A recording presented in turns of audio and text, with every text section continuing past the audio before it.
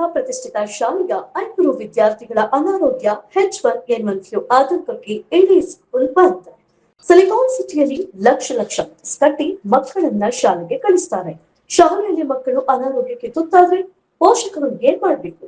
ಇಂತಹದೇ ಘಟನೆ ಬೆಂಗಳೂರಿನ ಪ್ರತಿಷ್ಠಿತ ಶಾಲೆಯಲ್ಲೂ ನಡೆದಿದೆ. ಒಂದೇ ಶಾಲೆಯ 500ಕ್ಕೂ ಅಧಿಕ ವಿದ್ಯಾರ್ಥಿಗಳು ಅನಾರೋಗ್ಯಕ್ಕೀಡಾಗಿದ್ದಾರೆ. ಭಾರಿ ಆತಂಕಕ್ಕೆ ಎಡೆ ಮಾಡಿಕೊಟ್ಟಿದೆ. ಈ ಪ್ರತಿಷ್ಠಿತ ಶಾಲೆಯಲ್ಲಿ H1N1 ಫ್ಲೂ ಹರಡಿದ್ಯಾ? ವಿದ್ಯಾರ್ಥಿಗಳಲ್ಲಿ H1N1 ಫ್ಲೂ ಆತಂಕ. ಬೆಂಗಳೂರಿನ ರಿಚರ್ಡ್ ಟೌನ್ ಬಳಿ ಇರುವ ಪ್ರತಿಷ್ಠಿತ ಕ್ಲಾರೆನ್ಸ್ ಶಾಲೆಯಲ್ಲಿ ಓದುತ್ತಿರುವ ವಿದ್ಯಾರ್ಥಿಗಳಿಗೆ ಅನಾರೋಗ್ಯ ಕಾಡುತ್ತಿದೆ. ಕ್ಲಾರೆನ್ಸ್ ಶಾಲೆಯ 2 ವಿದ್ಯಾರ್ಥಿಗಳಲ್ಲಿ H1N1 ಫ್ಲೂ ದೃಢಪಟ್ಟಿದ್ದು ಮತ್ತಷ್ಟು ಆತಂಕ ಹೆಚ್ಚಿಸಿದೆ. ಏಕಾಏಕಿ ಹೆಚ್ಚಿನ ಸಂಖ್ಯೆ ವಿದ್ಯಾರ್ಥಿಗಳು ಹಾಗೂ ಸಿಬ್ಬಂದಿ ಅಸ್ವಸ್ಥಗೊಂಡಿದ್ದಾರೆ. ಖಾಸಗಿ ಶಾಲೆ ತಾತ್ಕಾಲಿಕ ಬಂದ್.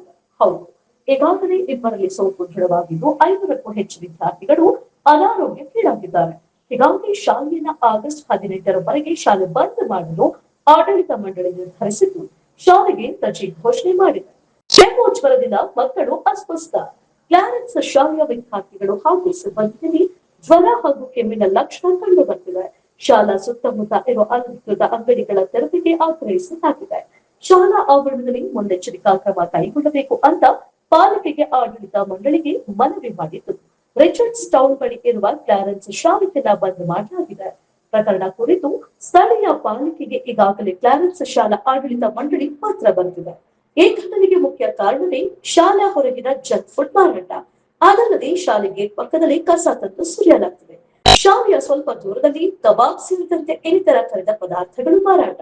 ಈಗಾಗಲೇ ಹೆಲ್ತ್ ಆಫೀಸರ್ಗಳ ಬಳಿ ಮನವಿ ಮಾಡಿಕೊಂಡಿರೋ ಆಡಳಿತ ಮಂಡಳಿ